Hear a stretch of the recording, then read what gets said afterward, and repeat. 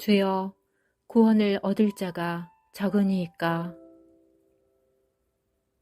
하나님이 범죄한 천사들을 용서치 아니하시고 지옥에 던져 어두운 구덩이에 두어 심판 때까지 지키게 하셨으며 옛 세상을 용서치 아니하시고 오직 의를 전파하는 노아의 그 7 식구를 보존하시고 경건치 아니한 자들의 세상에 홍수를 내리셨으며 소돔과 고모라 성을 멸망하기로 정하여 재가 되게 하사 후세 경건치 아니할 자들에게 본을 삼으셨으며 무법한 자의 음란한 행실을 인하여 고통하는 의로운 롯을 건지셨으니.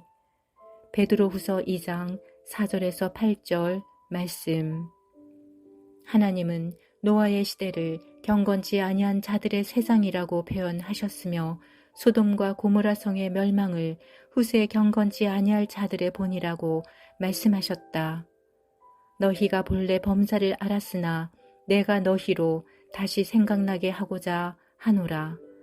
주께서 백성을 애굽에서 구원하여 내시고 후에 믿지 아니하는 자들을 멸하셨으며 너희 20세 이상으로 계수함을 받은 자 곧 나를 원망한 자의 전부가 여분네의 아들 갈렙과 눈의 아들 여호수아 외에는 내가 맹세하여 너희로 거하게 하리라 한 땅에 결단코 들어가지 못하리라. 애굽에서 구원하신 이스라엘 백성이 후에 믿지 아니하고 하나님을 원망함으로 멸하셨음을 또한 말씀하셨다. 이것은 마지막 때 우리를 심판하시는 잣대가 무엇인지를 단편적으로 보여주는 것이다. 경건치 아니함과 믿지 아니함으로써 심판의 빌미가 되는 것이며 내가 맹세하여 너희로 거하게 하리라 하신 땅, 즉 새 하늘과 새 땅에 들어가지 못하리라는 하나님의 선포가 적용되는 것이다. 노아가 하나님의 명을 따라 방주를 만들고 홍수가 이 땅을 덮었을 때 전 인류를 통틀어 단 8명만이 생명을 구했으며 소돔과 고모라에서는 롯과 2 딸만이 구함을 받았다. 또한 애굽 땅을 탈출한 이스라엘 백성 중 20세 이상 계수함을 받은 자 60만 명 중에 약속의 땅 가나안에 들어간 사람은 오직 여호수아와 갈렙뿐이었다. 아담이 130세에 자기 모양 곧 자기 형상과 같은 아들을 낳아 이름을 셋이라 하였고 아담이 셋을 낳은 후 800년을 지내며 자녀를 낳았으며 그가 930세를 향수하고 죽었더라. 아담이 930세를 향수하고 죽었을 때 노아의 아버지 람եկ의 나이가 66세이었고 람եկ의 나이 182세에 노아가 태어난다. 아담은 하나님의 손으로 직접 흙을 빚어 만들어진 최초의 인류이며 에덴 동산을 누리고 맛본 사람이었다.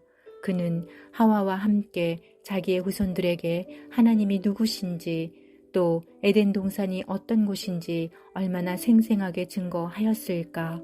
분명 아담의 입에서 증거된 하나님을 자손들은 알았을 터인데 노아가 600세 되던 해에 인류는 물로 심판을 받기에 이르렀다. 그들은 전에 노아의 날 방주 예배할 동안 하나님이 오래 참고 기다리실 때에 순종치 아니하던 자들이라. 방주에서 물로 말미암아 구원을 얻은 자가 몇 명뿐이니 겨우 8명이라. 창세기 5장 32절에 보면 노아가 500세 된 후에 셈과 함과 야벳을 낳았다고 말하고 있으며 창세기 7장 6절을 통해 노아가 600세 되던 해에 홍수가 났음을 알 수 있다. 그리고 창세기 5장과 7장 사이의 내용을 보면 노아가 그 아들들을 낳은 이후에 하나님께서 방주를 짓도록 명하신 것을 볼 수 있다. 노아는 100년이 조금 안 되는 기간 동안 배를 지으며 만나는 사람마다 홍수와 심판에 대한 이야기를 해 주었을 것이다. 하나님의 계획을 알고 있는 노아는 얼마나 안타까웠겠는가. 그러나 그 많은 사람들 중에 노아의 외침에 귀를 기울인 사람은 하나도 없었다. 단 8명 노아의 가족만이 살아남았다. 내가 홍수를 땅에 일으켜 무르 생명의 기식 있는 육체를 천하에서 멸절하리니 땅에 있는 자가 다 죽으리라. 그러나 너와는 내가 내 언약을 세우리니 너는 내 아들들과 내 아내와 내 자부들과 함께 방주에 들어가고. 아담으로 시작한 인류는 1712년의 세월이 흘러 노아가 600세 되던 해에 하나님의 물 심판으로 인해 단 8명만이 남게 되었다. 어느 날 하나님께서는 불붙은 떨기나무 가운데서 모세를 부르시고 생각지도 못했던 사명을 주셨다. 이제 내가 너를 바로에게 보내어 너로 내 백성 이스라엘 자손을 애굽에서 인도하여 내게 하리라. 그리고 하나님께서는 입이 뻣뻣하고 혀가 둔한 자라고 고백하는 모세에게 형 아론을 동역자로 보내시고 이스라엘 백성이 믿고 따를 수 있도록 이적과 표적을 행할 수 있는 능력을 더하여 주셨다. 430년이라는 긴 세월을 이방 민족 애굽 땅에서 종살이를 했던 이스라엘 백성에게는 하나님에 대한 믿음의 회복이 필요했다. 애굽화 되어버린 이스라엘 백성들은 애굽의 우상들을 받아들여 생활 가운데 우상 숭배 사상이 편만해 있었다. 하나님께서는 애굽왕 바로의 마음을 강팍해 하심으로 애굽 땅에 10가지 재앙이 내려졌고 그 재앙을 통해 살아계신 하나님을 드러내셔서 이스라엘 백성의 여호와 하나님께 대한 믿음을 회복하게 하셨다.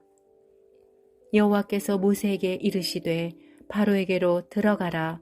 내가 그의 마음과 그 신하들의 마음을 완강케 함은 나의 표징을 그들 중에 보이기 위함이며 너로 내가 애굽에서 행한 일들 곧 그 가운데서 행한 표징을 내 아들과 내 자손의 귀에 전하게 하려 함이라.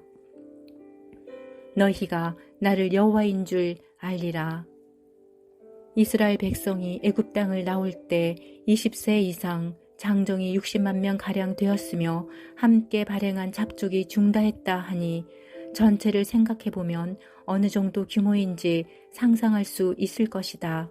그들은 애굽 땅에 내려진 10가지 재앙을 통해 살아계신 하나님을 보았고 홍해를 육지같이 건nom으로써 하나님을 체험하여 알았으며 구름기둥, 불기둥, 만나와 메추라기 등 수많은 경험으로 하나님의 역사하심 한 가운데 있었다. 그러나 그들은 결국 믿음이 없으므로 모든 출애굽 1세대는 광야에서 죽고 여호수아와 갈렙만이 이 세대들과 함께 약속의 땅 가나안을 유업으로 받을 수 있었다. 이러한 사실을 통해 하나님께서는 우리에게 구원에 이르는 것이 녹록지 않음을 보여주신다. 예수께서 각성 각촌으로 다니사 가르치시며 예루살렘으로 여행하시더니 혹이 여짜오되 주여 구원을 얻는 자가 적으니이까 저희에게 이르시되 좁은 문으로 들어가기를 힘쓰라. 내가 너희에게 이르노니 들어가기를 구하여도 못하는 자가 많으리라.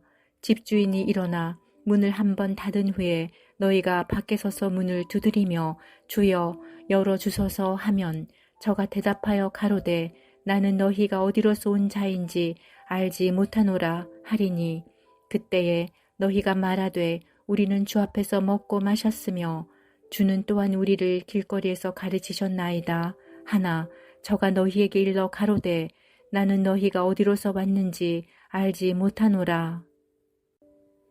행악하는 모든 자들아 나를 떠나가라 하리라.